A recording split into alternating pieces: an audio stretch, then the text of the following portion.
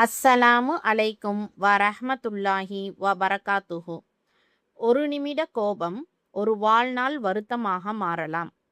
தலாக் இந்த ஒரு வார்த்தையை கோபத்தில் சொல்லிவிட்டு கோபம் தணிந்த பிறகு நான் ஏன் அப்படி சொன்னேன் என்று வருத்தப்பட வேண்டிய நிலை வரக்கூடாது. அதனால் தலாக் என்ற வார்த்தையை கோபத்தின் ஆயுதமாக பயன்படுத்தாதீர்கள். கணவன் மனைவிக்குள் சண்டை வரலாம். கருத்து வேறுபாடு வரலாம். ஒருவருடைய வார்த்தை இன்னொருவருடைய மனதை காயப்படுத்தலாம். ஆனால் ஒவ்வொரு சண்டைக்கும் முடிவு தலாக் அல்ல. கோபமாக இருக்கும்போது பெரிய முடிவுகளை எடுக்காதீர்கள். சிறிது நேரம் அமைதியாக இருங்கள். பிறகு பேசுங்கள். தவறு செய்திருந்தால் மன்னித்துவிடு என்று சொல்லுங்கள்.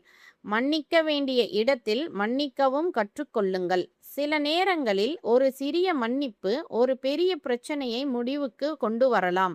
இஸ்லாத்தில் திருமணம் என்பது வெறும் ஒரு உறவு அல்ல, அது ஒரு அமானத். ஒருவருடைய வாழ்க்கையை மற்றொருவர் நம்பிக்கையுடன் ஏற்றுக்கொள்வது. அதனால் கணவன் மனைவிக்குள் பிரச்சனை ஏற்பட்டால் முதலில் சமாதானத்திற்காக முயற்சி செய்ய வேண்டும்.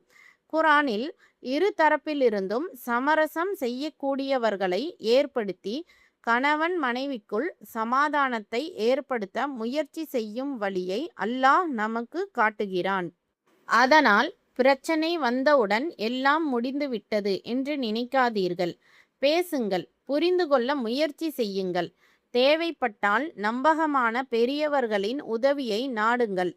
ஒரு குழந்தையை நினைத்து பாருங்கள். அந்த குழந்தைக்கு அப்பாவும் வேண்டும், அம்மாவும் வேண்டும். ஆனால் வீட்டில் சண்டை நடக்கும்போது அந்த குழந்தையின் மனதில் ஒரு பயம் வரலாம். அப்பாவும் அம்மாவும் பிரிந்து விடுவார்களா என்று அந்த சிறிய இதயம் அனுபவிக்கும் வேதனையை நாம் நினைத்து பார்க்க வேண்டும். அதனால் குழந்தைகளின் முன்னால் ஒருவரை ஒருவர் அவமானப்படுத்தாதீர்கள். உங்கள் கோபத்திற்குள் குழந்தைகளை இழுக்காதீர்கள். முடிந்த அளவு குடும்பத்தை நல்ல முறையில் காப்பாற்ற முயற்சி செய்யுங்கள்.